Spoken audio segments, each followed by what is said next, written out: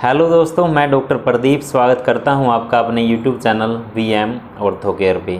आज हम बात करते हैं कि जब भी किसी पेशेंट की हड्डी टूट जाती है, टूटकर बिल्कुल अलग हो जाती है, तो उस कंडीशन में उसको कितना टाइम लगता है रिकवरी करने में, बिल्कुल ठीक होने में, कि वो पहले की तरह प्रॉपर तरीके से अपने सारे काम कर सके।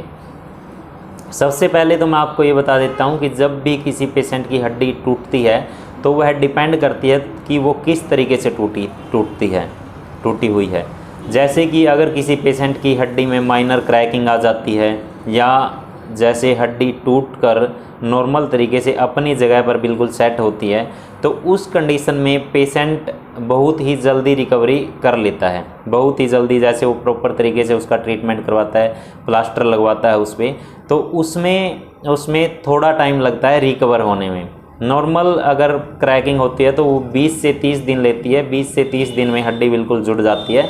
उसके बाद वो थोड़ा टाइम लेती है मजबूत होने में, 15-20 दिन और लेती है, जिसमें हड्डी बिल्कुल मजबूत हो जाती है। और उसके बाद जैसे टोटल 1.5 महीने के बाद पेशेंट अपने प्रॉपर तरीके से कोई भी काम कर सकता है। और कुछ बातें इस चीज़ पे डिपेंड करती हैं कि हड्डी हाथ की टूटी है, पाँव की टूटी है। अगर किसी पेशेंट की हाथ की हड्डी टूटी है तो वह बहुत ही जल्दी रिकवरी कर जाती है, जैसे 20 से 30 दिन में रिकवर हो जाती है। अगर किसी की पाँव की हड्डी टूटे, क्योंकि पाँव पे हमारे शरीर का पूरा वेट आता रहता है, हम चलते फिरते हैं या कोई भी काम करते हैं, सबसे ज़्यादा वेट हमारे पाँव पर ही आता है, तो इसमें थोड़ा सा ज़्यादा टाइम लगता है रिकवर करने में।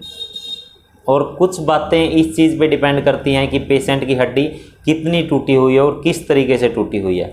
अगर पेशेंट की हड्डी बिल्कुल टूट कर अलग हो जाती है या उसमें कई टुकड़े हो जाते हैं, तो उस कंडीशन में वह हड्डी ठीक होने में काफ़ी टाइम ले लेती है।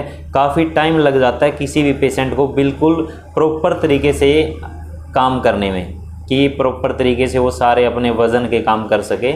ऐसा होने में उसको 2 से 3 महीने भी लग जाते हैं। अगर हड्डी के कई टुकड़े हो गए हैं या हड्डी जैसे बिल्कुल टूटकर अलग हो जाती है, तो उस कंडीशन में। और कुछ चीज़ें इस चीज़ पे भी डिपेंड करती हैं कि जैसे कि हड्डी किस जगह से टूटी हुई है। जैसे कई बार साफट में से, जैसे बीच, जैसे ये वाले पोर्शन में से, आर्म के इस फोर आर्म के पोर्शन में से हड्डी टूट जाती है बीच में से, तो वो जल्दी ठीक हो जाती है बजाय कि जॉइंट की हड्डी के।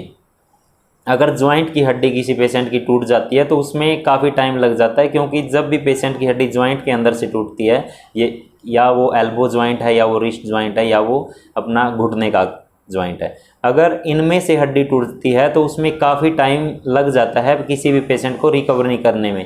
क्योंकि जब भी इस पर हम प्लास्टर लगाते हैं या हम इसका ऑपरेशन करवाते हैं, तो उसमें यह जो जॉइंट होते हैं वो जाम होते हैं। और जब भी जॉइंट जाम हो जाता है तो उस कंडीशन में जॉइंट की मूवमेंट होने में काफ़ी टाइम लग जाता है।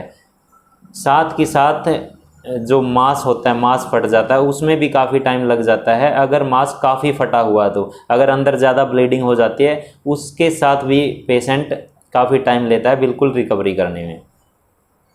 और कुछ बातें हमारे इस चीज़ पे भी डिपेंड करती है कि जब हमारी हड्डी टूट जाती है तो उस टाइम हम क्या खाते पीते हैं और कितना हम रेस्ट देते हैं। अगर हम प्रॉपर तरीके से रेस्ट करते हैं और डॉक्टर के अनुसार चलते हैं, डॉक्टर जो बताते हैं दवाई लेना, उसी हिसाब से हम दवाई लेते हैं स्वेलिंग के लिए या जो मांस फटा है उसके लिए, तो हमारी बॉडी जल्दी रिकवरी कर जाती है और हम जल्दी से जल्दी काम करने के लायक भी हो जाते हैं।